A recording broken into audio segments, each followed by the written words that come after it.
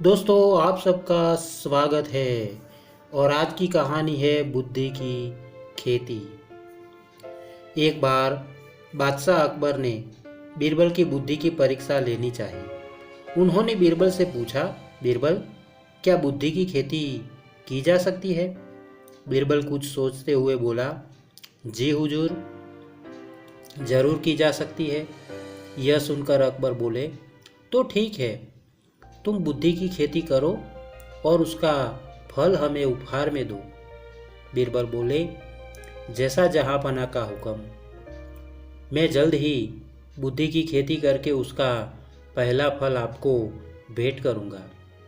सभी दरबारी अकबर और बीरबल की बातें सुन रहे थे। वे हैरान थे कि बीरबल बुद्धि की खेती कैसे करेंगे और कैसे बुद्धि का फल बादशाह को भेंट करेंगे। दरबार के समाप्त होने पर बीरबल सीधे राजमाली के पास जा पहुंचे और बोले, माली, राज उद्यान में कद्दू के बेलों पर क्या कद्दू आ रहे हैं? माली बोला, हुजूर, आ तो रहे हैं, पर अभी वे आलू टमाटर जितने ही छोटे हैं। यह सुनकर बीरबल बहुत प्रसन्न हुए। उन्होंने माली के कान में कुछ कहा। फिर वे अकबर के पास गए और बोले, जहाँपना, मैंने बुद्धि की खेती शुरू कर दी है। मैं कुछ दिनों में आपको बुद्धि का पहला फल भेंट करूँगा। कुछ दिनों के बाद बीरबल राज उद्यान में फिर गए। वहाँ माली ने छोटे छोटे कद्दुओं को घड़े के अंदर डाल रखा था। यह देखकर बीरबल वापस लौट आए। उधर कद्दू मटकों में ही बड़े होने लगे। कुछ दिनों बाद कद्दू इतने बड़े हो गए कि पूरे मटकों में समा गए। अब उन्हें मटकों को तोड़े बिना नहीं निकाला जा सकता था। यह देखकर बीरबल ने सारे कद्दू मटकों सहित कटवा लिए और अकबर के पास संदेश भिजवाया कि कल सुबह मैं बुद्धि का पहला फल लेकर दरबार में आ रहा हूँ। अगले दिन दरबार में सब बेसब्री से बीरबल का इंतजार करने लगे।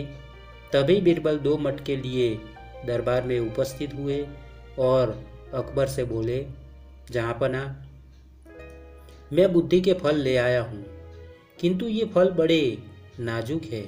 याद रहे, इन मटकों में से फल निकालते समय न तो बुद्धि का फल कटे और न ही मटके फूटे। यह सुनकर बादशाह हैरान रह गए।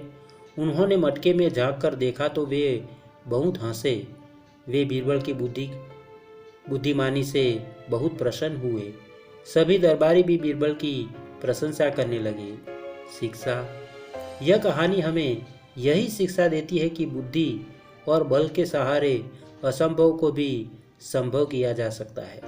बुद्धि की कहीं खेती नहीं होती, पर बीरबल ने अपनी बुद्धि चातुर्य से यह भी कर दिखाई। तो दोस्तों, आशा करता हूँ कि आपको यह कहानी अच्छी लगी होगी। अगर आपको यह कहानी अच्छी लगी है तो एक लाइक और एक शेयर ज़रूर करना दोस्तों। और हाँ दोस्तों, चैनल को सब्सक्राइब करना तो मत ही भूलना।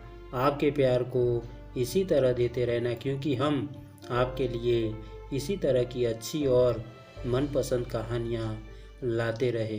तो दोस्तों, आज के लिए इतना ही। फिर मिलेंगे एक और नई कहानी के साथ। तब तक के लिए आप सबको हमारा धन्यवाद। जय हिंद।